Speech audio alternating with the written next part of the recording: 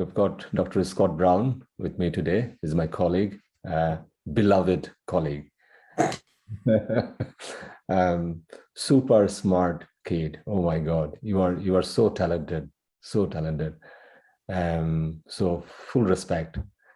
Okay, so we'll do some talk today. Talk about politics. Talk about the things happening around the world a bit. You are a political scientist. You are good on theories as well.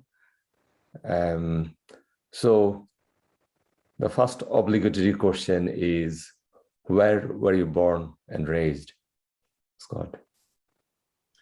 Well, thanks for having me, Abdullah. I'd be surprised if people actually want to hear about me, but nevertheless, it's fun to do this. I'm from the southwest of Scotland. I was born in Irvine, and I grew up on a farm in rural Ayrshire that has been in my family for 7 generations. Tell us about your city, the town you were growing up. Yeah, okay. I mean, there's not a lot to say. Ayr's just like quite a small coastal town, most famous for Robert Burns and the greatest band in the world, Biffy Clyro. So yeah, I mean, it's quite a small place. Glasgow's the nearest big city for us. So yeah, I mean, it was a good childhood, for sure. Like, there are far worse places to, find yourself. So I'm very lucky in that I was brought up in a safe, stable environment, and had lots of good opportunities for education and so on. So yeah, my family are still in Ayr. We go back quite often to visit, and I probably appreciate the fact that my parents live in the countryside now more than I did when I was a kid. When I was a kid, I was always frustrated by, your friends living in a town and getting to see each other all the time, and you're stuck in this farm, no buses or anything, you're relying on your parents. But now that I'm older, like, the idea of rural life is like the greatest thing. I'd love to live in the countryside rather than a town or city now, I think. So yeah, we went back during lockdown last year. We were on the farm for 5 months to escape the city. And that's just, it was so lucky to be in that position. Like, it's such a privilege to be able to, not be stuck in our flat for that amount of time. So yeah. Yeah, good. I mean, because I've got all this fascination about this, growing up in a farm. Like, I mean, can you just walk us through, waking up in the morning? Yeah, well, like, my farming experience is quite different to a lot of people that grew up in farms, in that by the time I was born, the farm was really run down.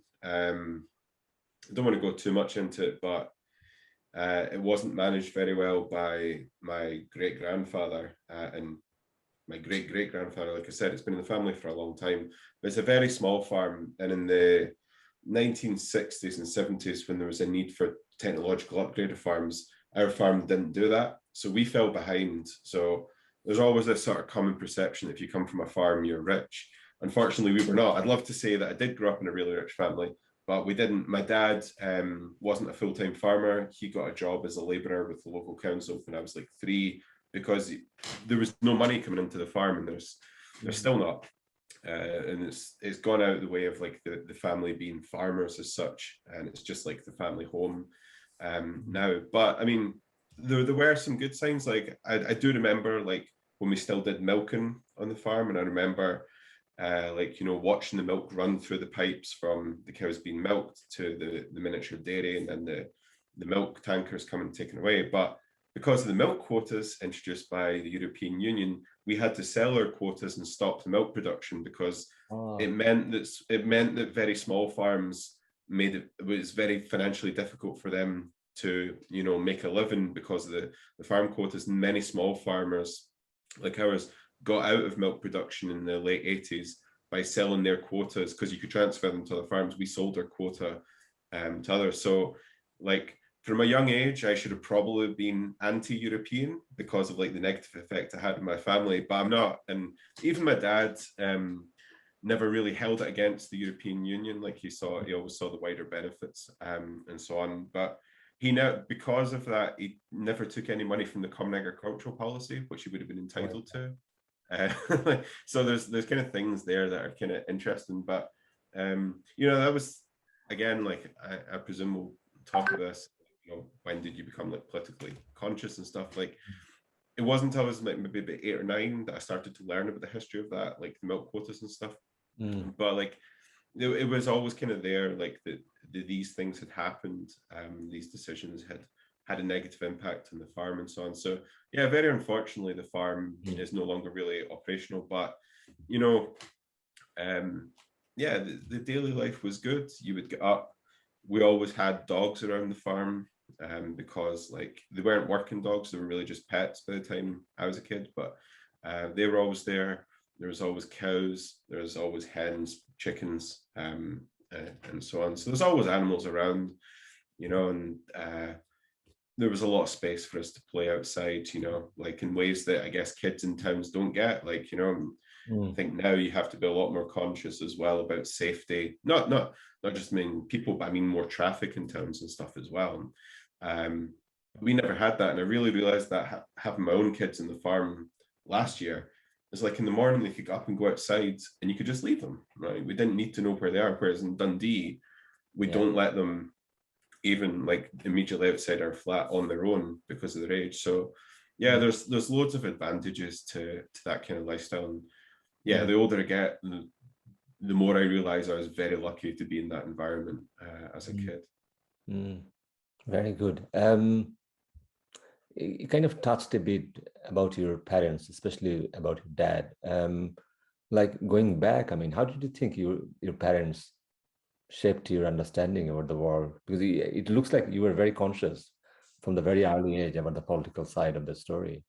Yeah, and it's kind of strange. Like my parents aren't or weren't overtly political like when we were kids. But they were really into the news. Like I always remember the news being on. Like that's something I can remember quite clearly.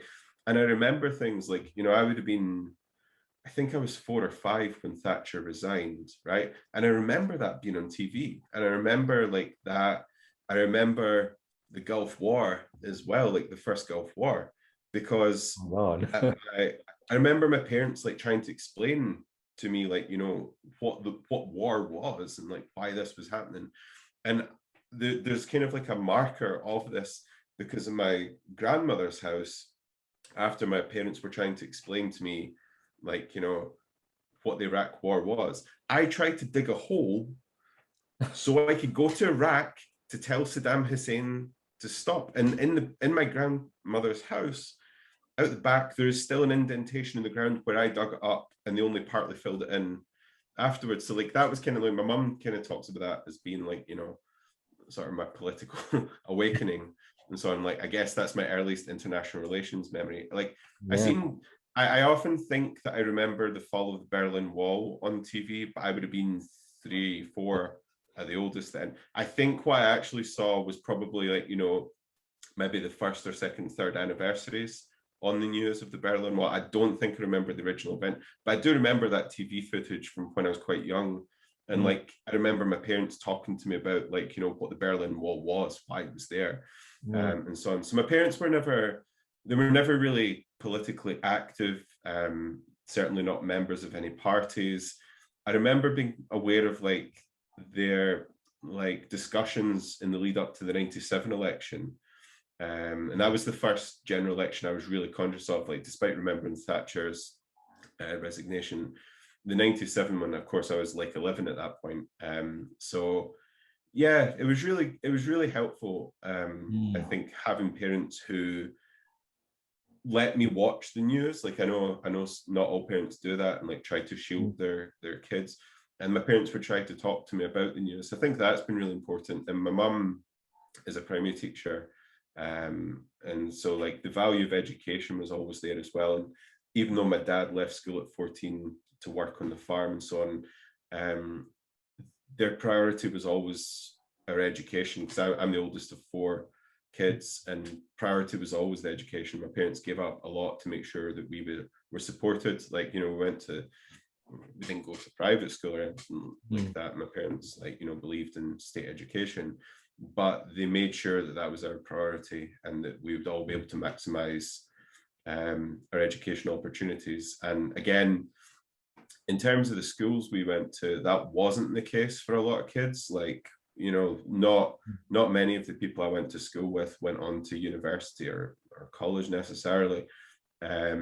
So, but my parents like really saw the value of that and wanted us to, you know, follow what we wanted to do, but to have that opportunity and, like, you know, go to university if we wanted to, if we chose to, and we all did choose to. And yeah, it's worked out really well for us. Good. I mean, this is quite fascinating story about your memory about first Gulf War. Because I'm much older than you. I mean, I think wars are kind of persistent memory of our human existence. I mean, I remember, like, you know, 79 Soviet invasion in Afghanistan. Oh, wow. So I was growing up in Bangladesh and I was terrified. I was really terrified. And that's the first time I actually learned about something called napalm bomb. I mean, you know, all the newspapers were plastered with all those images. And I think like those days, like, I don't know, like, you know, this like censorship about, you know, the graphic picture.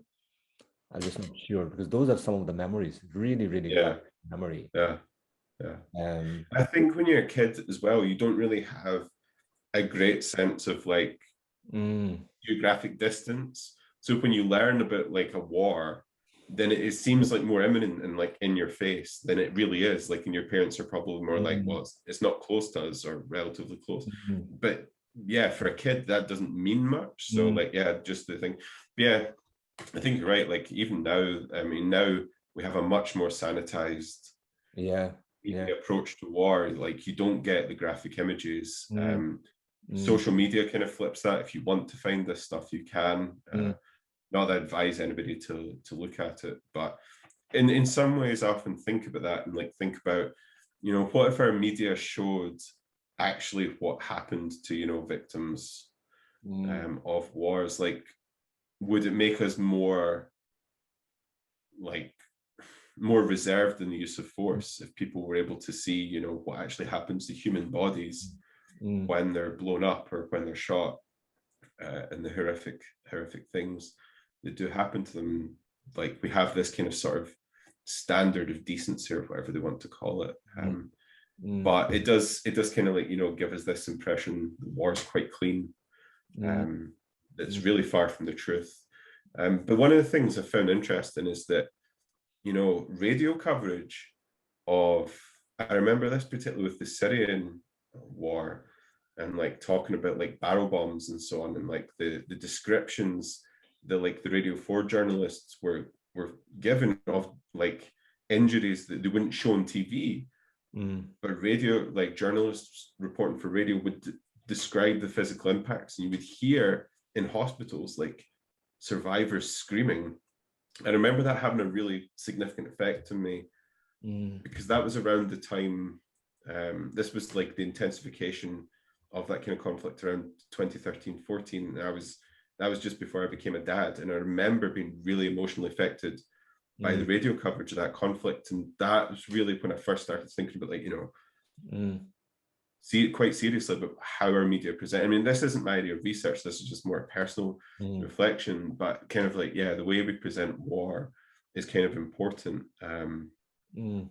So yeah, but that's interesting to hear about your experience and seeing that in the newspapers and so on, and like being aware these things happening. I mean, it seems like things happening in Afghanistan, it never ended, isn't it? So my 79 memory and, like, you know, this year's memory, I mean, it's quite depressing. I mean, one thing I really want to mention is like during the like 1979, my earliest memory, I mean, I started praying to God quite a lot as a very young age. I mean, right now I don't have all those beliefs. I don't practice anything, but I still remember that I was a terrified kid, really, really terrified kid. And Yeah. I think the things you like mentioned about this geographic kind of proximity, you felt that no, the war is next door, it will come to you. Yeah.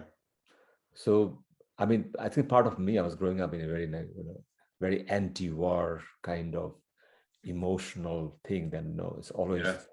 And like now, when we have kids, I mean, we feel like much more stronger way that I mean, Yeah. but that's the like studying and researching IR.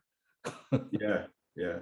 Yeah. I mean, it'd be hard to think of a generation that doesn't have, war as some Mhm. sort of marker for their around their childhood development. I mean, like, sure, in this country, it's much easier for people to put distance between themselves and so on. So it'll depend on like certain individuals and families' dispositions and how much they kind of like, allow their children to see this on the news. But yeah, it's kind of a depressing thing to think about. And Mhm. Mhm. because like, I mean, my daughter is 7 now, and we had a discussion not long ago because we don't shield her from the news at all. We Mhm. don't really watch television at all in our house, but we have the radio on a lot and listen to the news. And she asked me about Afghanistan, and we're having a discussion about this and like trying to explain. And I mean, she has got a very strong sense of justice that's innate to her. Like, it's not really us, I don't think, pushing particular perspectives on her, but she has a very clear sense of what she thinks is fair and unfair in the world. And she was horrified and like, yeah, realizing that, these things will be inescapable. But to kind of lighten the mood, my 4-year-old son, while I was explaining this, because he was there, it was in the car, he, after like maybe about 5 minutes of trying to explain the Afghanistan war, my 4-year-old son interjects and goes, "Daddy, please stop talking. You're very boring." So, which is true. I'm sure many of our students will Mm. already know that or realize that I'm very, very boring. You are not boring. I mean, you are a very exciting person. So yeah, I think need to lighten up thing a bit. So that lightened up. So like you are a political scientist. I mean, what does it take to become a political scientist? I don't really think I am a scientist. Like I don't want to get too drawn into sort of the meta Mm. discussions of our field Mm. and so on. Like, I'm skeptical of the application of the term scientist to what we're doing. Um, I think of myself more as a political researcher rather than as a scientist. I don't object to, if people Yeah. do want to identify themselves as political scientists, I'm not going to say no, you can't. I just think what I do in terms of my work isn't really science. Mm. It's maybe within the field of social science, but I tend to think of it more as what we do, or what I do, is social inquiry and political research. That's a tough question though. Like, what does it take? I mean, I think you've got to be really interested in it Mm. to do what we do, and I think you've got to put the time into the reading, understanding the field. And I'll always like talk about the importance of knowing the theories and the sort of the sort of social history of the discipline, and understanding where these theories have come from. But I think I don't think that means like, these ideas have to be like used or considered relevant or even respected. But I think it's important to understand how we got to where we are with the discipline Mm. of international relations and social sciences, social inquiry, politics, political science more broadly. And I think students would benefit from knowing that. But I think that also I think it's also important to do that, to say like, this is why there are so many shortcomings in our field as well, is because that they have developed in a specific context at a specific, point in time, influenced by particular factors. International relations is dominated by Western and particularly North American thought. To some extent, Europeans, in there as well. But we can't present these as like scientific theories. It's all socially contingent. I mean that applies not just to our field, that applies to the advances in like the natural sciences as well. And like I remember as an undergrad reading Thomas Kuhn's work on paradigms and like understanding scientific progress and these pushes the development of paradigms and then paradigms breaking and moving into a new area of understanding, rather than this idea that there's a linear line of progression in scientific knowledge. And I think that's the same in social sciences. And I think I tried to get that through, particularly with the master's students, when we're talking about these theories and like trying to take a critical perspective. So yeah, I mean, there's so many different approaches to becoming what we like, consider ourselves as researchers or scientists. But it's a tough question, and I guess but yeah, I guess just like a sincere commitment to social inquiry and having that kind of like interest to identify a puzzle and then saying, okay, let's find an answer to that, or taking a question that already exists and trying to look at it from a different perspective than other people. Like, part of that question is because I mean we have been like, when you teach IR or political science, and when you've been studying for such a long time, did you get attached to certain theories that, no, I actually really love these theories make more sense to me? You feel like emotionally attached, or the people behind those theories you are emotionally attached as well? I think I remember like being a master's student and an early PhD student, is that I had this problem that I'd read something like one of the sort of canonical texts as I was trying to like immerse myself in the literature, and I would just like fully buy into whatever I was reading at the time. And I was like, so I'd read like Waltz and go, oh yeah, this is great, this is a brilliant explanation, and then I'd move on to like Kyohane, like, and go, oh wow, well, no, this is even better, this is a better explanation. And then I read Wendt and I was like, this is it, this is kind of like this is the answer. And I kind of realized that I wasn't really like, I felt like I wasn't being critical enough of what I was reading because I tended to buy into it. But I mean, I don't know, like I tend to define myself as a constructivist, but I move between different camps within constructivism.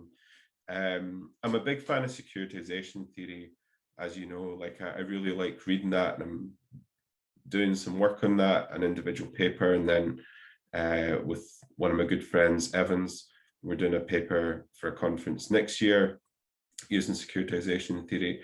And I really like the debates around securitization theory, and I think there's a good scholarly community. And I'm mostly just looking in from the outside on that. I'm not part of that community as such, but that's kind of the one I'm drawn back to. And whenever like a student comes up with an idea for their dissertation or an essay, I feel like I'm always going, oh, what about securitization theory? But at the same time, like there's other things that I'm really interested in.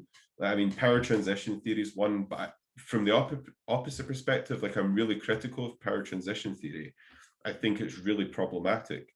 But I think the way that a lot of the ideas that first were developed by Organsky and the other early power transition theorists, like in the 50s. I mean, like in the 50s, Organsky was talking about the rise of China and how, like, according to his model, this would pose a challenge to the West. And like, this was at a time when people largely saw China as being very weak and not particularly of importance. And I do think power transition theory is deeply flawed, and I've written about this extensively and why I don't think. But it is a theory I like reading about. I like reading these texts, and I like the fact that people are still engaging with it, and I like that they're taking the theory in new directions in terms of application. There's a lot of like development of quantitative methods in the application of power transition theory. So I think that's quite interesting. But I mean, I don't consider myself to belong to one specific sort of grouping within theory. Yeah, I just tend to identify myself as a constructivist, and that allows me quite a wide opportunity. Like I think early on, after I read Wendt, I think there was a good few years where I thought I was like a Wendtian constructivist, but I moved away from that because his constructivism is focused more at, like, you know, the state interaction with the system, whereas I'm more interested in, you know, interactions between decision makers within institutions. And I like that relationship between looking at questions at the systemic level, like great power politics, and then, you know, how does that actually translate into how decision makers think about the world and how they behave. And like, I think still one of the best quotes on, like, from the literature that influences how I think about everything is Valerie Hudson's book on foreign policy analysis. And she had the same quote in the first ever issue of the Foreign Policy Analysis Journal, which she established, is that the purpose of foreign policy analysis is to relate international relations as a field to its ground. And the ground of international relations is really individual decision makers. And like, I use that quote all the time in my writings and in my teaching. And I think that's like one of the clearest definitions of what people like me who are interested in how foreign policy is made in this wider context of looking at the world system. And for me, it just sums up what I'm trying to do. And I find it really useful. And I guess my students probably get bored of me saying it. And probably if people who have read my publications keep going, hey, he keeps recycling that quote. But I think like Valerie Hudson's work is so good, and she just so clearly articulates exactly what we need to be doing and like how we should approach our work. So yeah, for me, that's like one of the big deals. So yeah, I guess I'm kind of like a constructivist foreign policy analyst who likes sort of the big picture IR theories. And I just move where my interests take me at a given period of time. I mean, I quite like that quote as well. Can you give us an example to, like, you know, clarify that quote a bit more? Because I mean, when you talk about individuals are quite abstract things. I mean, because no, it almost sounds like institute when you talk about, you know, a State Department or like, no. Yeah. No, so like, this is going to sound like a pitch for my book, which it kind of is, but it's the work that I've spent the most time on doing, you know, for my PhD. And when I started my PhD, it was 2008, and US-China relations were a big deal in the literature, but a lot of people were looking at it from a sort of like more traditional state-centric perspective in the relationship. There wasn't too much literature on the EU-China relationship, and my supervisor and my continued mentor, Alistair Young, who was like, you know, a leading authority in EU trade policy, and he's done a lot of work in EU foreign policy. He always downplays his level of expertise on EU foreign policy, but he knows a lot more than he likes to let on. He encouraged me to, like, you know, I initially went in with this idea just in US-China relations, and he taught me in my IR masters, and he was like, well, why don't you do like a comparative look at the US and the EU to understand their responses to the rise of China? And from what I'd read in masters, I'd started reading Robert Jarvis's book, Perception, Misperception in International Politics. And that's what I ended up doing, looking at perceptions, but looking at, you know, how do the perceptions held by individuals actually matter? So the starting point for my work was this question of the rise of China and what it might mean for the West. And because of the popularity of either not so much power transition theory directly at that time, but particularly John Mearsheimer's offensive realism, which I argue repeatedly is offensive realism has the same logic as power transition theory. It just doesn't have the same theoretical precepts, but the logic is there. I know that not all power transition theorists don't like to be called realists, and I don't think offensive realists really like the association, but I won't go too much into depth into why I make the argument, but I have written this. And so a lot of people were kind of like saying, you know, oh, well, the rise of China means this. But then I was looking at the behavior, and like, if you actually track back what the US at that time, what the US was doing with China since 1972 had been actively assisting China's economic development and bringing it into the international community. And from power transition theory's perspective, it's like the US should not be doing that because it's creating its own eventual, you know, peer competitor who will eventually displace it. Like, you know, if power transition theory is correct, then it suggests a set of policies that should be outright containment of China, like persistently, right? And for the European Union, the interesting thing there was that the EU had definitely developed a foreign policy identity and project that was more than the sum of its parts of its member states, right? So the institutions were driving that. So there was individuals within the European institutions who were actively working on a European China policy.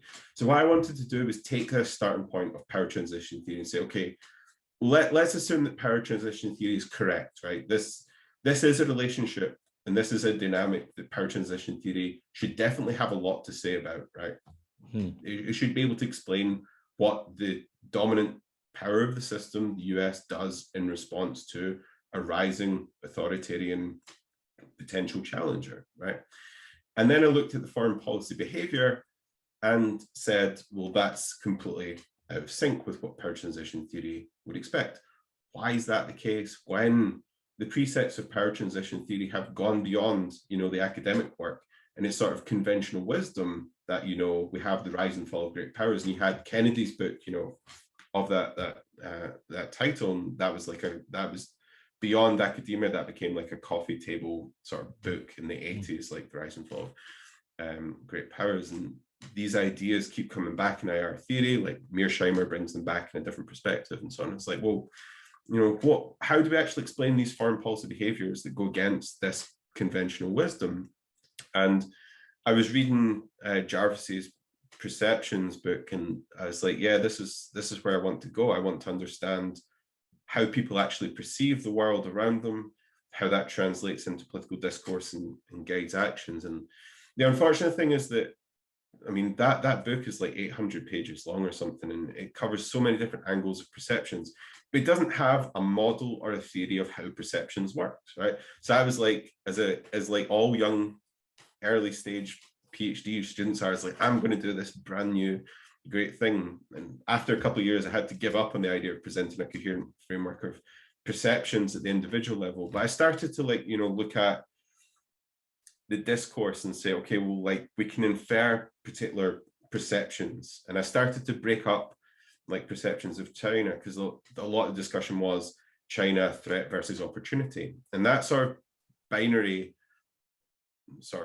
the dichotomy of threat versus opportunity doesn't capture how foreign policy elites were actually talking about China, right? And a lot of the decisions in the US, despite a lot of threat rhetoric, even from the 1990s onwards, if you look at what the executive branch was actually arguing domestically about how they should respond to the rise of China, you can see here that there were different economic and political opportunities. Yeah, there was some concern about potential military threat.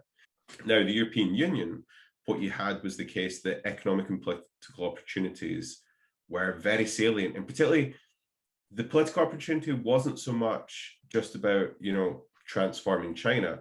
It was about using China as a way of validating the European Union as a foreign policy actor, right? If the EU could positively influence China's behavior in the international arena, this would validate the European Union domestically as well as a foreign policy actor, to justify why it was doing this beyond the original purpose of it, European integration.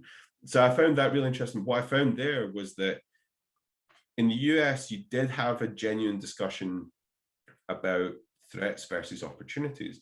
But in the European Union and within certain member states that looked at, the threat discourse was largely just absent for the 90s and most of the 2000s.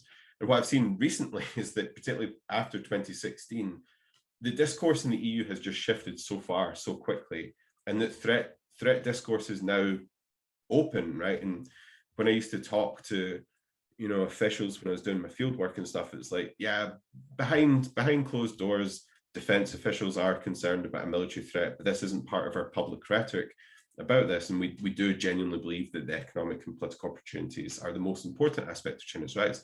And that has shifted. And I'm starting to look at that and understand it, trying to understand why there is now this belated shift.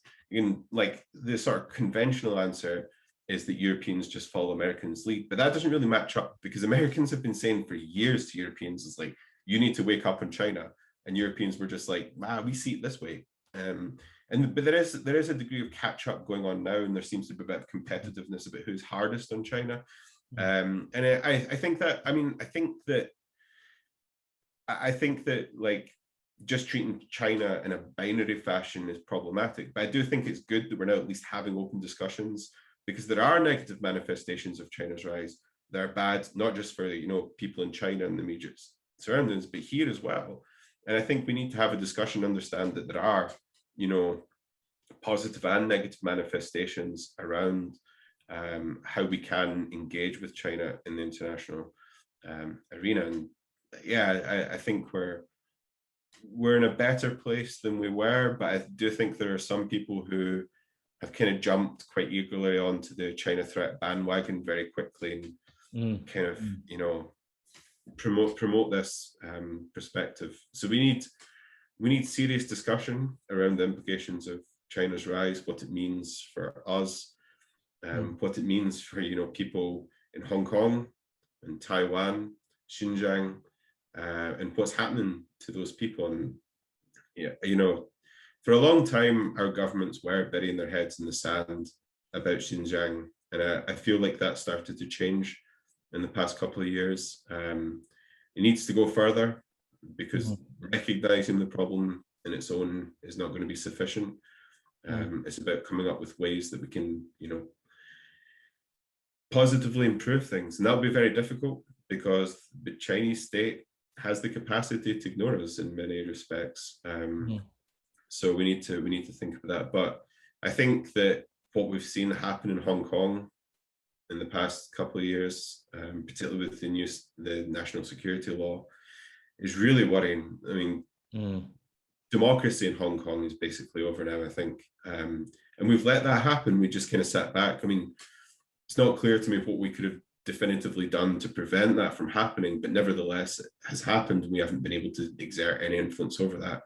And there is increasing concern around Taiwan. And I think one of the positive signs is that certain European countries are now starting to, you know, upgrade the relations with Taiwan, not to diplomatic recognition or anything, but saying, you know, we're not going to listen to China on you basically have no contact with Taiwan at an official represent level. And if you meet with Taiwanese officials, if you have, you know, even parliamentary delegations going to Taiwan, you're going to suffer. And we've seen that the European Union and the member states have started to push back against that and say, no, we are going to have delegations going to Taiwan, and that's perfectly legitimate for us to do. And you will not push back against us doing that. And that's encouraging. It hasn't gone far enough yet. There's still no coherent EU foreign policy on China per se. But yeah, there's just so much happening in these things. And so I guess this is a very long-winded answer to your question about how individuals matter. But I think it does. And I think that, you know, my research is looking more at UK-China relations as well, particularly post-Brexit. But if we look at the sort of internal debates, particularly in the Cameron government, you had a turning point where Osborne and Cameron met with the Dalai Lama, and the reaction from Beijing was far more intense than they realized. And it kind of led to a pause whereby the government was like, essentially, what are we going to do here? Are we going to prioritize sort of values, or are we going to prioritize economics? And inside the cabinet, the discussion or the debate was between William Hague as foreign secretary, who wanted a values-driven policy towards China, and Cameron Osborne as chancellor, who wanted an economics-driven policy. And Osborne won that internal debate, and the UK's policy after 2012 shifted rapidly to accommodation of China in pursuit of economic benefits. And we saw that with, like, you know, Cameron, she having the full state visit here, you know, dinner with the Queen, having a pint with Cameron in the pub, and so on.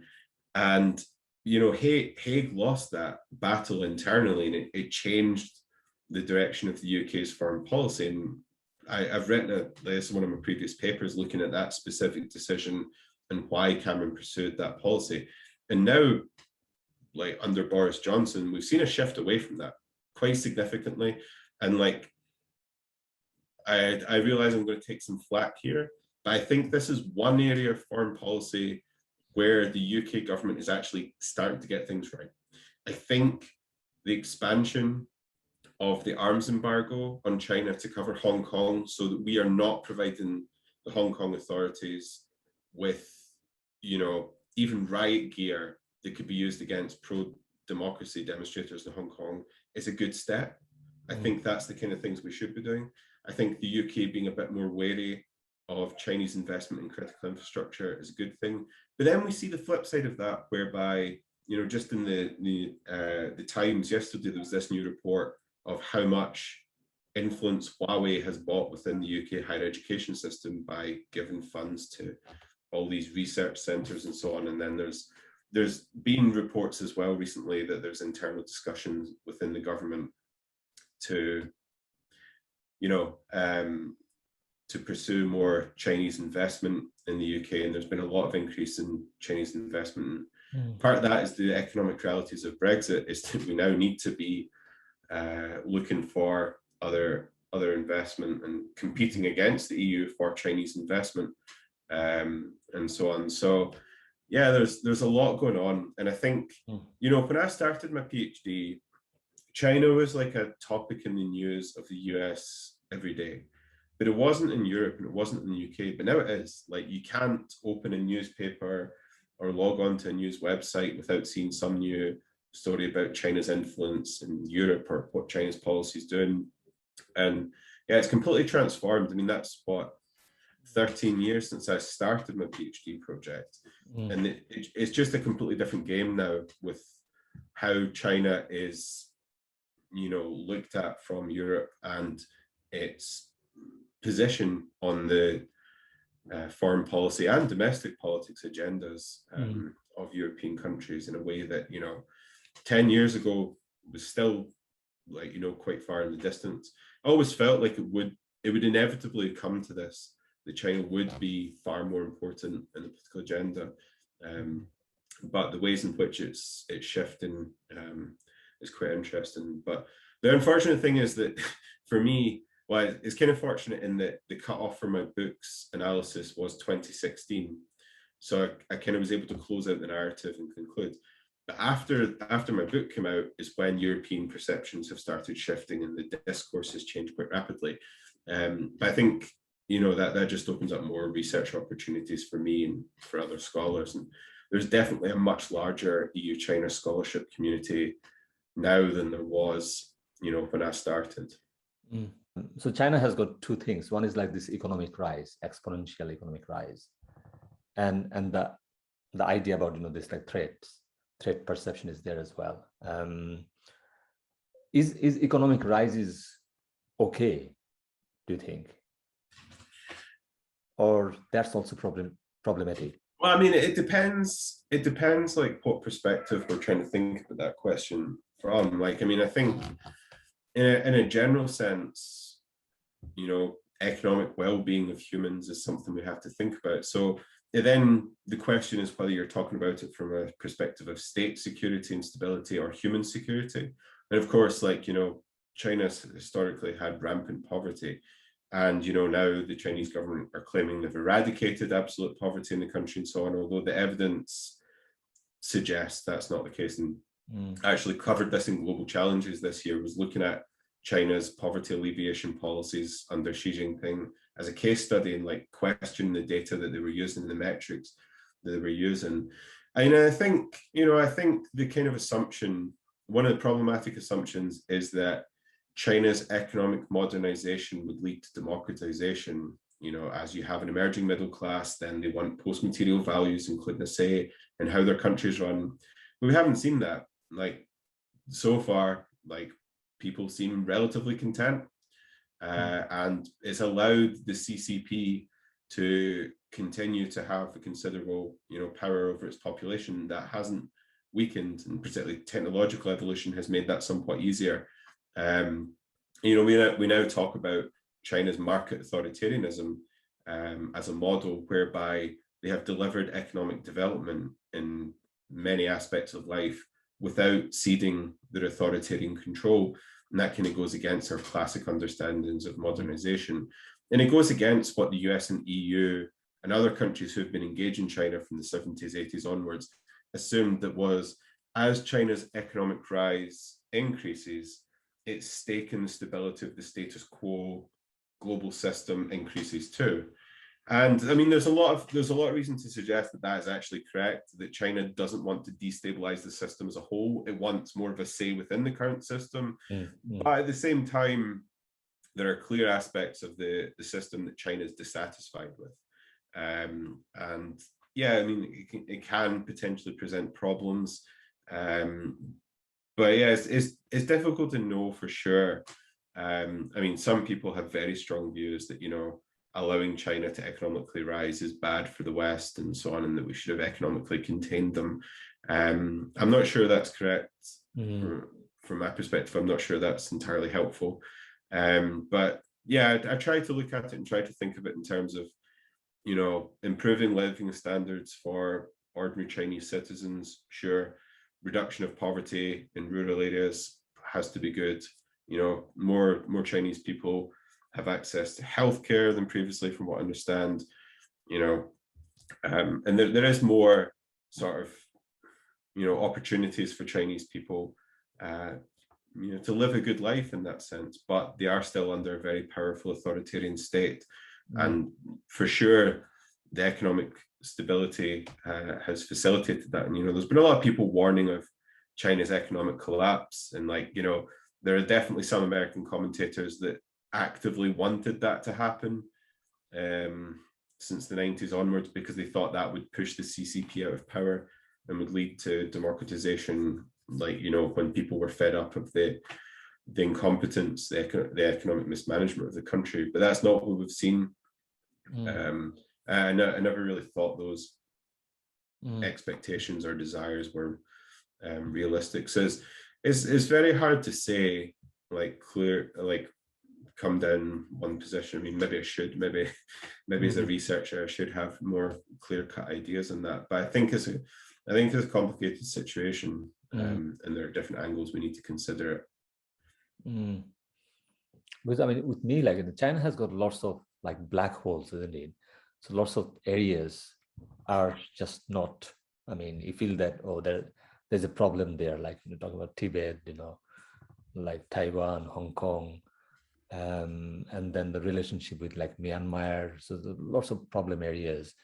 Now they're moving towards Afghanistan as well. I saw in the popular media, like anti-American media, they are saying that, yeah, at least China will not bomb them, you know. So it's a tricky thing, but also it's such a big, powerful entity. I mean, when it moves very slowly. I mean, so we'll not see things, you know, like, I mean, suddenly China becomes, you know, democratic, or like, you know, all the freedom and everything is just like hunky-dory. That's not going to happen in a like short run. No, for sure. Yeah, I think you're right. Like, I think if you look at things like, you know, the Belt and Road Initiative and the way that China's buying up influence through the world, has real potential for very negative implications for people. And like, yeah, okay, they might not bomb Afghanistan to get what they want, but that doesn't mean there's going to be a relationship that's beneficial for Afghanistan. Like, so, you know, like, China's very good at talking about, you know, mutual cooperation for win-win benefits or situation, and that's not often the case. Usually it's very one-sided in China's favor. And, you know, there's a lot of concerns over the debt traps that are being constructed around the Belt and Road Initiative. There's a lot of concern about exploitation of African countries to extract resources. I mean, that's not obviously what we've done as well, but like, you know, China trying to present itself as an alternative and as a voice for the developing world. But the actual record doesn't necessarily suggest that it's any better in terms of how it treats those countries than we do. So yeah, I mean, I think there's a lot to be worried about there. And I think particularly if you look at, I mean, the South China Sea is obviously a huge, long-standing dispute. But I mean, I think if you look at China's willingness to build artificial islands and then put military installations on them, And, you know, not many countries have the capacity to do that, right? And it's quite clear that China, for all its talk of like working with ASEAN for like, you know, a code of conduct in the South China Sea, is just going to do what it wants, right? Because it now has the capacity to do that. And I think that's one of the problems we're going to have to face up to, is there are a lot of areas China is just going to be able to act in a way, and we can't do anything about it apart from sit and watch. Like, it's going to be very difficult to come up with, you know, any ways of coercing China into, like, you know, doing what we want. So yeah, it's tough. But I mean, if you see, like, you know, the things from China's perspective, like when like people like John Mearsheimer, they were saying that, you know, China cannot rise peacefully. So like those things they are doing, you know, this artificial island, you know, this military base and all those things, it kind of fits in that argument as well, because China knows that, you know. Yeah, I mean, the funny thing is, like, Mearsheimer is really popular in China. Yeah. Like, Chinese scholars really like his work, and he spent quite a bit of time talking to Chinese scholars and giving presentations, because they look at the world and say, yeah, that's how the US behaved. And, you know, this is why we get this like foreign policy rhetoric from China that they're not seeking hegemony, because the costs of hegemony are too great, and it inevitably leads to your downfall. You overstretch and you end up into negative consequences. And they're extremely observant of the fact, you know, Mearsheimer warns the US against, you know, adventures in the Middle East, and saying, like, you know, what you need to be doing is thinking about great power competition, not wasting your like resources on wars against countries who can't hurt you anyway, right? So that's Mearsheimer's whole thing. And like there's many IR scholars, realists in particular, who wrote to the New York Times in 2002 saying that the US should not go to war in Iraq because it's not a threat, right? And saying back then that, you know, the US should concentrate on China. But a lot of people in the US, policymakers, didn't necessarily take this perspective very seriously. But Mearsheimer has an audience in China because they're very open to trying to understand how to be a great power without making the same mistakes that the US did.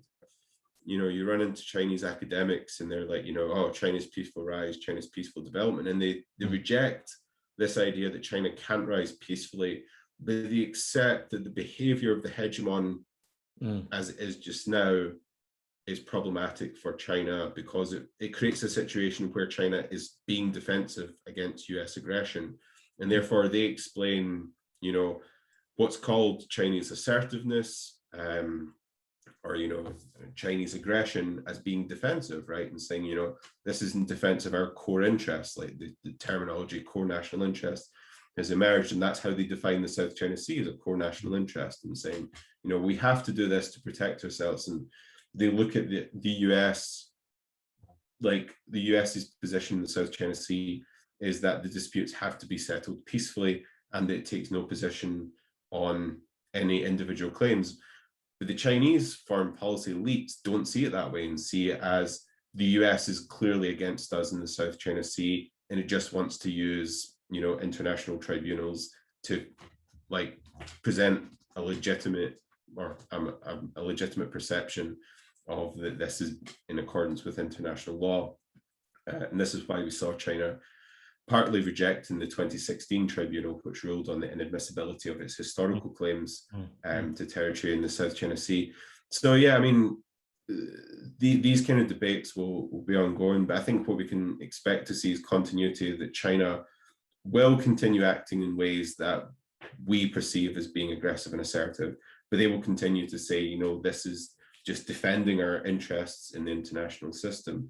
And I think, like, you know, one of the things that I think Ken Waltz wrote this in Theory of International Politics, that, you know, as a state becomes more powerful, the more it equates its interests with the interests of the system.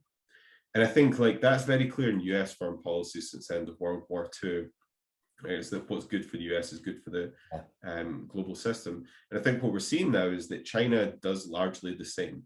It understands that a lot of the world doesn't see issues the way that China sees it, but it does think that, you know, China being a strong actor is good for the world, right? And that's natural. Which country would the leaders think we're the bad guys, right? We're doing something that's detrimental to, you know, global order, global stability, and so on. So I don't think it's like, I don't think it's particularly surprising, but the problem is that we're going to have this continued clash between what the West perceives as necessary for international order and what China perceives as being necessary for international order. And I don't think the two positions can be reconciled very easily. But I think what we have to do is communicate better with China and understand, you know, where are the potential flashpoints? Because I think the most important thing is avoiding conflict. Like, we don't want to see a war over Taiwan. We don't want to see, you know, a war in the South China Sea, whether it's just between China and its neighbors, not even like talking about US involvement here, but it really concerns me that, you know, conflict over any of these issues is going to be a situation that escalates very quickly. And I don't think humanity can afford that. I don't think we can take that risk. But the way that we're currently situated is that there is a non-zero chance that that is in the future. And I mean, but that then raises the question, you know, like when it comes to Taiwan, the US has, you know, this policy of strategic, or it had this policy of strategic ambiguity. Under what conditions would it defend Taiwan? And then a commitment, like, you know, like defensive commitments for its regional allies. And then the question does become, like, sort of from a realist perspective, is, well, to avoid a world war, should we just allow China to take Taiwan back? And as someone who thinks that, you know, that shouldn't be the case, that, you know, we shouldn't just allow Beijing to, you know, occupy Taiwan. And I don't think we should allow the Taiwanese people to suffer. I don't think we should allow Uyghurs in Xinjiang to suffer. I don't think we should let Tibetans suffer, Hong Kong. But then the question, like, for me, the question is, like, what can we do? What do we do in these situations? Like, can we just stand back and wring our hands? Should we be more proactive? But the risk of escalation is so real that I don't have the answer to these questions. I mean, if I had the answer, I'd probably be earning a lot more money in advisory. I think that communication is really important. I think one of the persistent problems is that there's a lack of strategic trust between the US and China in particular. And I think it's very hard to develop that strategic trust. And yeah, I think what we've seen over the past few years is a decline in strategic trust further than it already was. And that worries me quite a lot. And I think one of the biggest things that I always, particularly when I was doing my PhD and going and interviewing people in the US, this was around 2010, 2011, I was doing my 2 sets of interviews. And like, one of the big concerns was not a deliberate decision to go to war, but an accident whereby, you know, the US is deploying, you know, part of its fleet through the South China Sea in a freedom navigation mission, or, you know, going through the Taiwan Strait. You know, perhaps there's the Chinese, either the PLA Navy or China's, what, you know, it's basic naval militia, right? So there's these kind of gray actors that are not officially designated as, you know, part of the Chinese military, but that's effectively what they're doing out there. And there's really good work by Andrew Erickson on, you know, how China operates its militias in its regional the regional waters. So what you might have there is that, you know, a commander of one ship decides to fire on the other because they think they're an imminent threat to their ship's safety, and it escalates from there. And that's a real possibility. And, you know, there's a lot at that time when I was talking to US officials, there was a lot of emphasis on military to military exchanges to prevent this kind of thing from happening. And what we've seen periodically is that China suspends military to military exchanges with the US because of like some political dispute, unrelated to the military relationship. But that gets suspended, and that worries the Americans a lot, because they think that the military to military relations is really important for understanding each other and developing sort of, like a basic layer of strategic trust at the sharp end of this relationship, right? It points at where there could be an accident, where there's a miscalculation, a miscommunication, misjudgment, and we end up in World War III by accident, right? Not an intentional policy of going, let's have a war with China or let's have a war with the US, but in sort of trying to defend what they perceive as their national and global interests, we wander into this situation. And for a brief period, it seemed like at the top end that this would, they were sharp, they were very aware of this, and like, you had that talk, you had that joint statement between Obama and Xi Jinping, where they said that they wanted to ensure that the US and China don't fall into the trap of great power confrontation that's happened so many times in the past. And at that time, I was really encouraged by the fact that, they were openly talking about this as a possibility, and that they were actively working for ways to avoid that. But I don't think it hasn't followed through, partly because it's gone against President Xi's interests, but then also with Trump, I don't think he had any interest.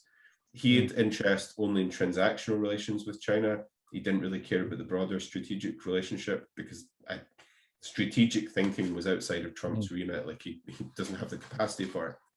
So I think relations have gone backwards quite a long way, and that worries me. And these are the things like I probably spend far too much time dwelling on the possibility of things going very badly. So I think, there are some people who think that, to correct China's behavior, what we need to do is to try to switch to containment policy.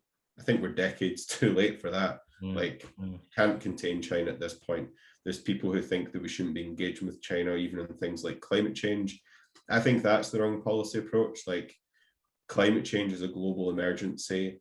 Whether we like it or not, China has to be part of the solution. Like, we will not prevent the worst manifestations of climate change if China isn't playing ball. So I do think that we have to think about these things. But yeah, so I think communication is necessary, and I think trying to develop strategic trust. Not like, I think some people sometimes misread strategic trust as just assuming best case scenario, or like assuming that everything's altruistic. I don't think that's what strategic trust means. I think it's understanding the limitations of both sides and what they're willing to accept, and to like try to reassure that, their policy is not going to be one of confrontation. So yeah. Like, does it mean like we need a smart diplomacy with China? We need smart people in the State Department. I think that's always the case. And I think that, we need people who understand China. I think one of the problems in Europe has been that there aren't enough people paying attention to China for a long time. Really good sort of like on Chinese cultural studies and societal studies and so on. But there hasn't been that many people interested in the sort of like, diplomatic relationship with China up until the past 10 years. And I'd say, the quality of research now has improved a lot. There are people in places like, the European Council of Foreign Relations who know China very well and understand China exceptionally well. There's MERICS, the Mercator Institute for Chinese Studies in Berlin, a fantastic organization that produces excellent research. And it's growing all the time. So I think that's really encouraging. Whether policymakers are listening to these people and listening to the academics that are producing really good work on China as well. But what I have seen in the UK recently is that, people like Rana Mitter are getting a lot more attention, and there's a lot more serious attempts to engage with the academic community on China, and there's a lot more attention to things like, the UK government has this sort of like its group of academics that are looking at China in response to COVID and so on. And I think that sort of stuff's important. Towards the end of the Trump administration, you did see some degree of expertise return to, you know, like the State Department and, you know, people like Randy Shriver, who had previous government experience, was brought back in. And that was, to me, even though like, you know, Trump still controlled foreign policy, it was kind of reassuring that there was people like that back in who had the governmental experience and understood China. And even after they left government service, before, they were still like very involved in looking at China policy and, you know, working at think tanks in DC and so on. And I think that's good. And I think under the Biden administration, I think the people he has put in place for, you know, foreign policy generally and for China specific is really good. I think it's much better, and I'm reassured. Like I don't worry in the same way that I did about the Biden administration with China. And for sure, Biden's rhetoric on China has been pretty tough. Like, it's been pretty strident. But I don't worry in the same way. You know, people like Peter Navarro, like, who was, you know, this professor, but he was very much an anti-China writer, and his books, a lot of his books didn't have much academic merit and were like really problematic. And I wrote Navarro in my PhD thesis and like read all his books that he'd published. And the minute that, you know, in the run up to Trump being president, saying that he was going to be a key advisor, made me really worried. And I'm glad that he didn't have the influence on Trump that I worried he might, because at that point, I was genuinely concerned. Peter Navarro is just, I don't rate him as a thinker at all. And he was stridently anti-China, and that made me really worried. The fact that people like him are gone is only good for the world in general. And I hope that kind of continues in the US, and I hope that, you know, inevitably we're going to get another Republican president at some point. I just hope that they don't follow Trump's route of appointing, you know, ideologues and just assuming that, you know, that's fine, that you don't need the State Department. You need world-class diplomats, and you need people who really understand China and understand China's foreign policy. And fortunately, the US has a lot of them, and so there's no shortage. You kind of touched quite an important thing, because I mean, I teach Middle East politics. One of the things we learned, you know, just like build-up of the Iraq war and Afghanistan war in 2002-3, I mean, you can see like State Department hired two of the people. I mean, these are like known Orientalists, like Bernard Lewis and like Fuad Azmi. They are known in the academia that these people actually know nothing about Middle East, and they were hired for their expertise. And like, you know, time to time they always do it. Like, I mean, it depends on who's in power. So like, if you have, you know, people like, you know, George W. Bush and, you know, Trump, you know, and then, you know, you ended up with like, you know, serious violence, and then, you know, it just everything. It just total system loss. I mean, globally. So good. I mean, I think you did really well in unpacking this China thing. I think I learned quite a lot about China now and then, because I mean, we are worried about lots of things, but no, this kind of, like, I mean, understanding give us more perspective that, you know, I mean, these are the scenarios, this can happen, and no, we can contain, we can deal with this. It's like, you know, the international relations is always like this game of chess. I mean, how well you can actually manage. I mean, going back to that, you know, this IR thing, you know, the system is anarchic. I mean, so you have to deal with this, and you have to, you know, manage these things. That's the best we can do. I mean, am I right to say that? I mean, yeah, I mean, well, funnily enough, the anarchy thing is one thing.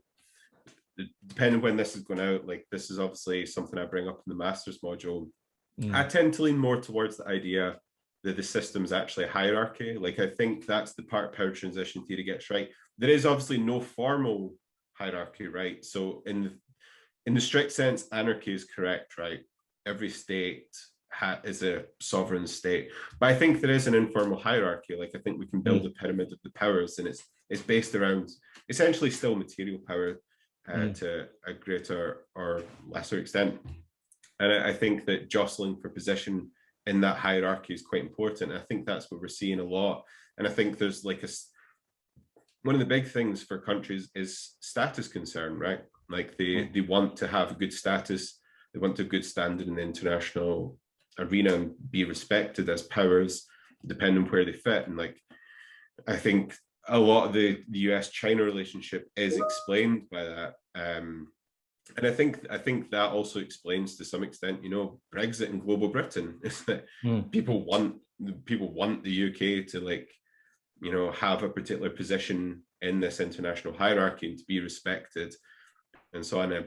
I just think that they come up with the wrong answer. I think that, you know, influence and respect for the UK on the international stage was through the EU. I think, you know, that being a core power, like, you know, we talk about, for those of us interested in EU foreign policy, we always talk about the European three, right? UK, France, Germany. EU foreign policy was largely driven by them, right? Despite, you know, the formal way that the foreign policy works, that you need member state consensus and so on. The UK, France, and Germany were the engine room of EU foreign policy. And the reason that the UK has remained such an important actor, even as like a middle power, if you want to call it that, is because we're a member of the European Union. And by leaving the European Union, we have removed a massive source of our influence and power in the international arena. And I think that a lot of discussion around global Britain is to try and say, no, we still matter. And I just don't buy into this idea that the UK does matter nearly anywhere as much as it did in the European Union. And when we are exerting influence, it's still through NATO, and it's still when we align our foreign policy approaches with the European Union. And I think like, for all the talk of, like, you know, forging our own path, I think the long-term trajectory is that the UK is going to cooperate with the EU on foreign policy a lot more, because our interests are closely aligned, and there isn't just enough of a gap to justify, you know, having a wildly divergent foreign policy. I mean, it's allowed us to do certain things, like, you know, the one thing I did say earlier was like the expansion of the arms embargo against China over the Hong Kong things, and this was in July 2020. The European Union didn't follow suit. Okay, so that has like a symbolic and slight material value, but it doesn't change the dynamics of the relationship between the UK and China in any meaningful respect, right?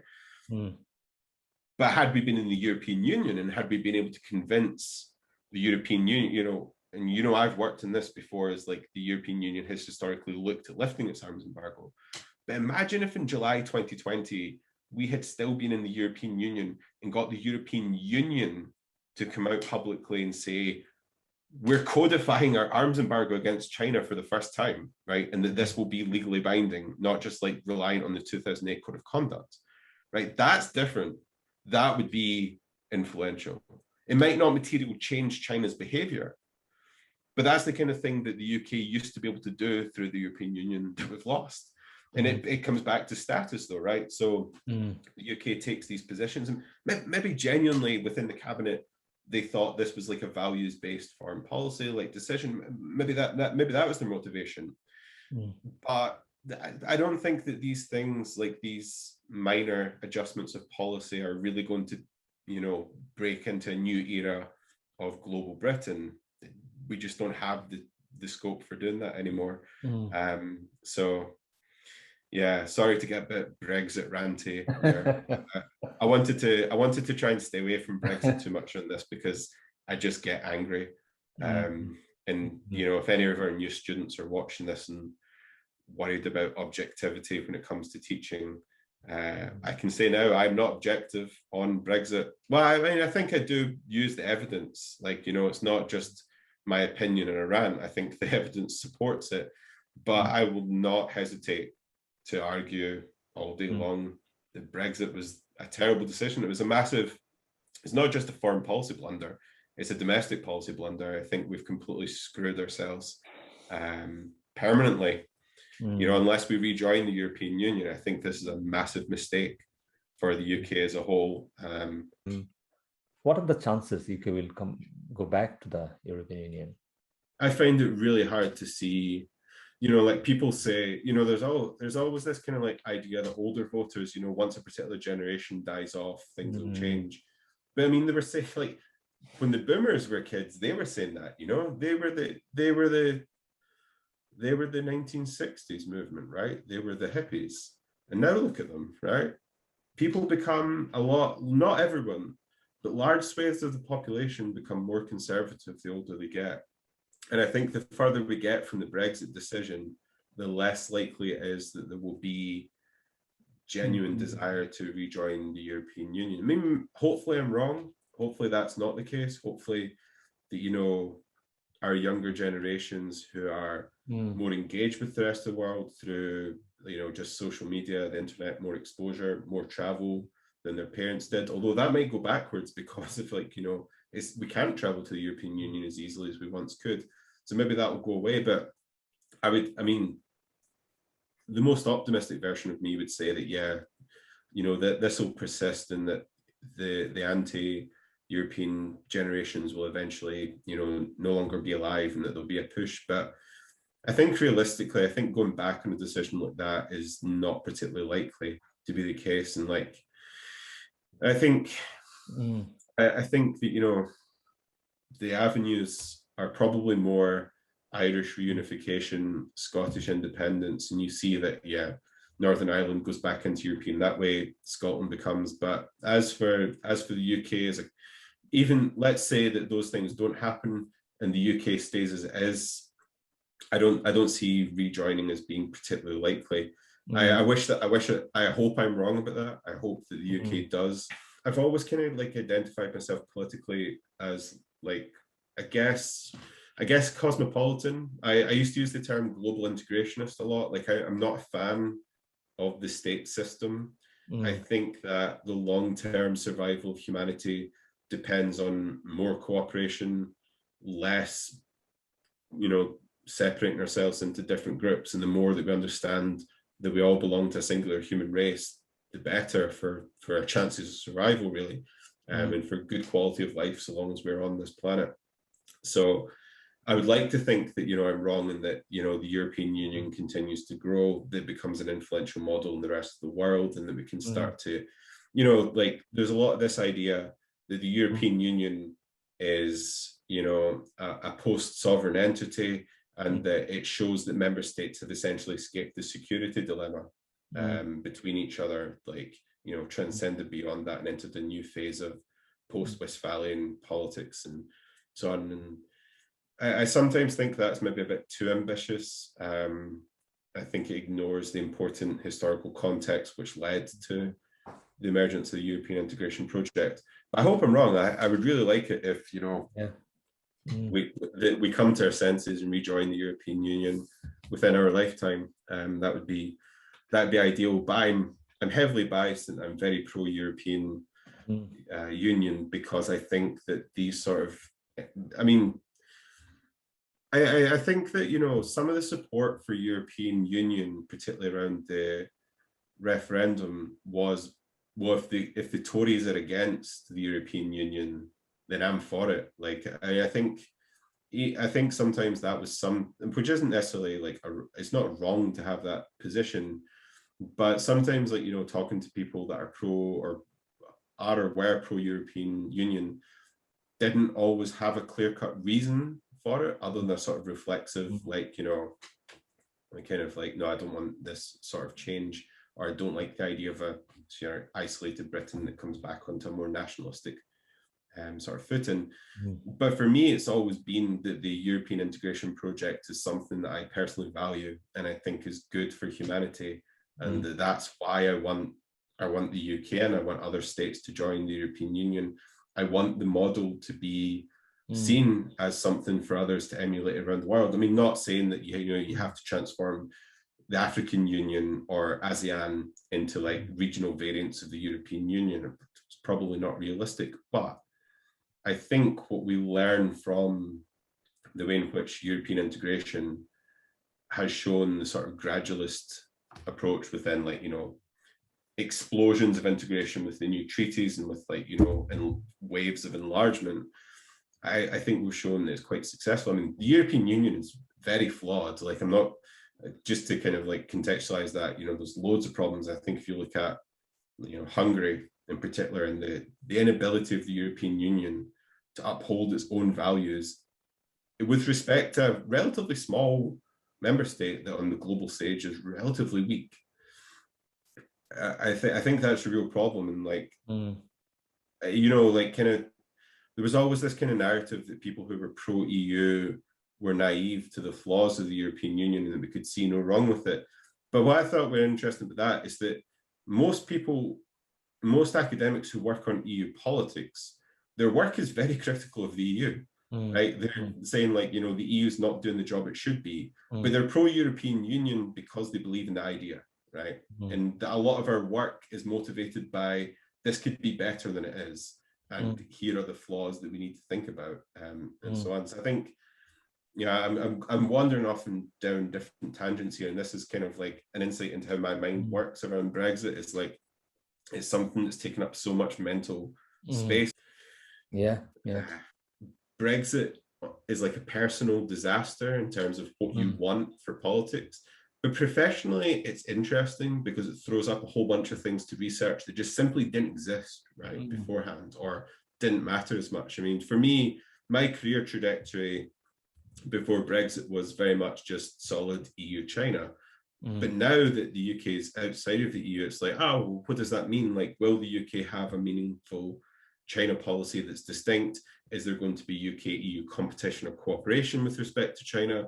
What does it mean for the internal dynamics? Because the UK, when it was in the EU, was really influential in the direction of the EU's foreign policy towards China, again, along with France and Germany, right? So that changes the internal dynamics for the EU. And I've, again, promoting my own work here, but I've published a paper already on that, and like how the UK leaving the EU changes the dynamics of the internal construction of the EU policy towards China, but also the balance of power between the EU and China as well. So there's all these things that Brexit has thrown up that makes it really interesting to focus on. And I think that there's a load of good scholarship on the EU as a whole post-Brexit. There's obviously Brexit specifically, but, you know, I think that European integration literature already diverged into European disintegration even before Brexit. But I think that's been another really interesting area. And I've had the opportunity to be on panels at conferences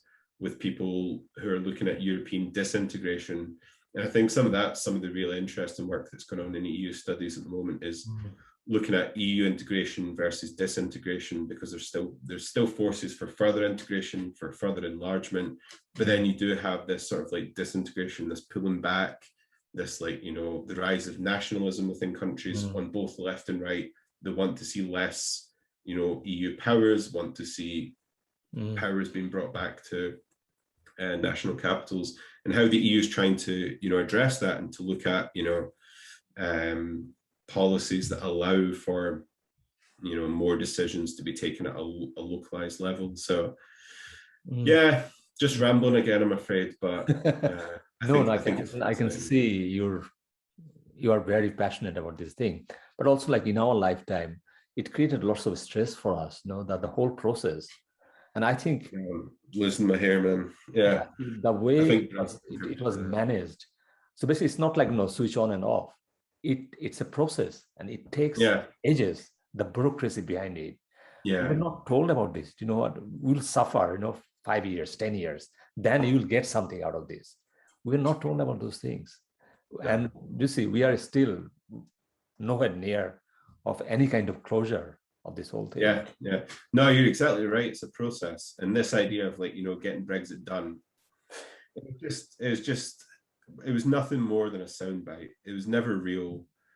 And I think, far too many people and far too much of our media, unfortunately, just swallowed this narrative that Brexit's an event and didn't probe hard enough on the arguments about, like, you know, the upsides of leaving and how these things would play out. And like, you know, a lot of the sort of like defenses of Brexit now go, oh, well, the worst case scenario the Ramoners warned about hasn't materialized, like the economy didn't immediately collapse. And it's like, well, that's because we didn't initially trigger Article 50 and that we got, you know, to some extent what we wanted out of the deal. And like, you know, now we have this situation where there are labor shortages in the UK.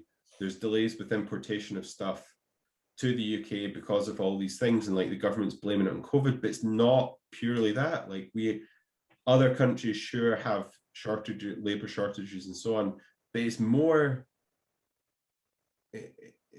acute in the UK, and it's because of Brexit, because like the workers who were here left, and yeah, maybe they just decided to move home during the pandemic when they weren't working here anyway, but nevertheless Brexit has made it worse. And I think now that we're talking about the UK government still going on about the Northern Ireland Protocol and like how this is unfair, it's like, well, they negotiated the deal and signed up to it. Like, if these problems weren't evident to them in December 2020, then I'm not sure what else we can say, because we don't. I really despair that the media, or not enough of the media, picks up on this and says, well, hang on, you said this was a good deal, you negotiated it, you signed it, and now you're complaining about it, even though there were people who were saying this is exactly what will happen, right?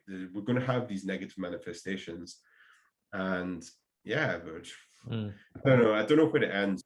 You can never replace the importance of the single market with these small trade deals. And I mean, like, I've never studied economics and so on, and like my knowledge of international political economy is relatively thin, but the gravity model of trade is empirically substantiated, right? And you can't just say we're going to replace that with far-flung economies. Like, the European Union is going to continue to be our most important trading market, and the fact that we've removed ourselves and removed our ability to help make the rules of that system, it's just bizarre. Like, and I mean, it really worries me that a lot of people don't see that.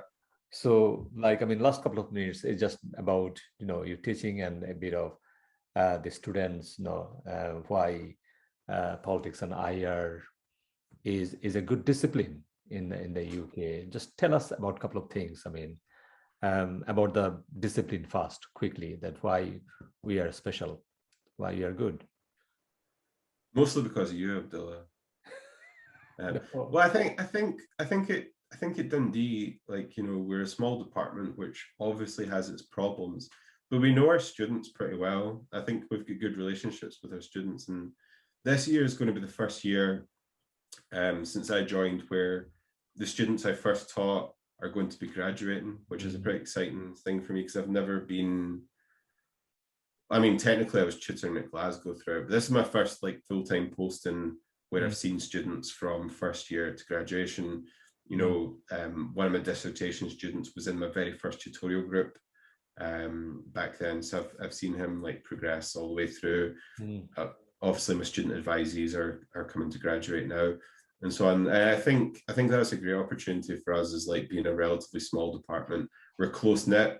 We don't have enough numbers to form sort of like competing groups within the politics department. Like, bigger institutions, that happens. We don't have the numbers for that. Like, there's just I mean, we could divide ourselves into like maybe 2 camps and that would be it if we wanted to, but I mean, we don't really have that. We're quite collegiate. So I think that mattered a lot, and I think I think we're quite accessible to our students, and obviously the ones that haven't been here that long and have only seen us on a screen, that's been super unfortunate. And I think that return to campus is going to be so important for us in that regard. And also, like, we teach lots of exciting stuff. I mean, so like, yeah, I think China is a big thing. Middle East, human rights, area politics, Russia. I mean, what not to like here? Yeah, I think there's a lot going on. I think what we offer, despite our numbers, is really varied. And I think like the things with like, our first and second year modules is that a lot of us do teaching that's well outside our area. But we all pitch in to give students, because we could just fall back and say, well, these are our specialisms. Therefore your first and second year experiences are going to be like quite narrow. But we don't do that. And I think like, with the way that IR currently is, and with global challenges, is that we've sort of like take a risk, and we push ourselves, and we like have to study ourselves to like be able to deliver this. It's not it's not natural to us. It's not our main day-to-day work. So yeah, I think that's the thing. And I think there's a lot of opportunities at Dundee, like, you know, the fact that we've got the human rights defenders fellows that are here is great. Like, you know, that's not every university has that. And yeah, there's a lot going on. We've got people with a lot of different experiences, and so on. So yeah, I think it's a good place to be, and it's a good place to work. And I like the students a lot. Like, I mean, you know, probably we'd expect people to say that, but like, I think it's true. Like, I think we've got a good bunch of students, and I think there is well, up until COVID, there was a really good sense of community, and hopefully we can get back to that and build on it. But hopefully this podcast series you're doing will help that, like by, you know, speaking to former students and by speaking to colleagues, people get a better insight into us, and so on. More or less, you know, we have got now clear picture what you do, what you teach, what you research, and, you know, as also like in a human level, you know, what you are. Just like quick 1 minute question, like you like hobbies. I know you are in the lots of, you know, contemporary stuff like gaming and other things. All right, karate. I've been doing karate since I was 11, on and off. I love it. It's in my blood. I guess this is an advert for my club, but if you're in Dundee, if you want to join a karate club, come and check out Kanzen. It's run by a guy who is a childhood rival of mine. We met at first at competitions when we were teenagers, but he's a really good friend now, and it's just a really good family. And like, yeah, it's one big family, and it's really good, the quality, and there's a whole range of like instructors, not just one. So yeah, check that out if you want to, you know, keep fit, learn other things. Cycling, I'm getting into cycling quite a lot, which is like, I think like three members of staff out of like the 7 of us are keen cyclists now. Baking, I learned to bake a bit. Oh my God.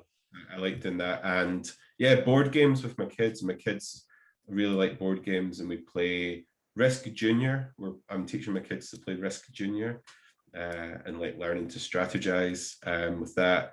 We also play a collectible board game that they like, Marvel Battle Worlds. It's all like the Avengers and stuff, but it's for kids. Oh my God. They like that, but that's costing me a small fortune because you have to collect the models, and it's like those, like, you buy the packs, you don't know what's in it, so you end up with doubles and stuff, and there's ones that are rare. So yeah, but that's kind of my main. I know you are a big tennis fan as well. Oh yeah, I'm terrible at playing though. Like, I don't play tennis. I'm awful. But like, what's your thought about what's your thought about this US Open? You know, we've got some amazing stories. Yeah, it was the best Grand Slam in like, you know, past 5 years. Totally enjoyed, you know, like Raducanu is amazing. I remember, like, because I follow like a lot of people on Twitter that are into tennis. Like, I've known about her since she was a junior and so on. So like, she wasn't new to me, but like, I would never have expected this to happen, and she's just amazing, and she's going to be a star. I'm obviously a big Andy Murray fan, and yeah, I really like Naomi Osaka. Like, I think she's an amazing player for the game as well. I've had the opportunity to see Murray, Federer, Djokovic, Del Potro, and Serena Williams play. I've been to the Davis Cup a few times, so I'm a massive tennis fan. I also like rugby and American football, but unfortunately I'm a Atlanta Falcons fan, and they just get hammered by the Eagles on Sunday, and I think it's like the worst start to their season since like 1987 or something. So I got to go though when I was living in Atlanta. I got to go and see them play, and yeah, it was amazing. I got to see the new stadium as well, not for the American football, but for the soccer, for the Atlanta United. I went to see them in the Mercedes-Benz Stadium, which is just unreal. The size of the structure, I was incredible. I was there when they broke the MLS attendance record the first time. They've since broken it again several times because it wasn't even sold out the day I was there. And it's huge. Like, you wouldn't think that like soccer matches attract so much attention, yes, but it's huge, and it's a huge deal in Atlanta. And Atlanta United are actually decent. So that's another thing. But Yeah, I try and follow American football. I don't have time to watch full games, not anymore. But I like watching the highlights at the weekends and so on. So, yeah, I mean, like I'm not sporty. I'm not good at like those sort of games myself. But I do. I spend probably far too much time watching and reading and ranting about them on social media. Scott, thank you so much. It's an amazing time. Okay. Thanks a lot, Bill. It's been a lot of fun. Like, yeah, talking about one of my favorite subjects, me. Good man. Yeah. Okay. Thank you. Cheers, man. What if I need to do one of these interviews in reverse for you at some point? Like, I can't just be the host. We'll need to do that as well. We'll do it. All right. Okay. Good Catch you later, man. Bye. Bye.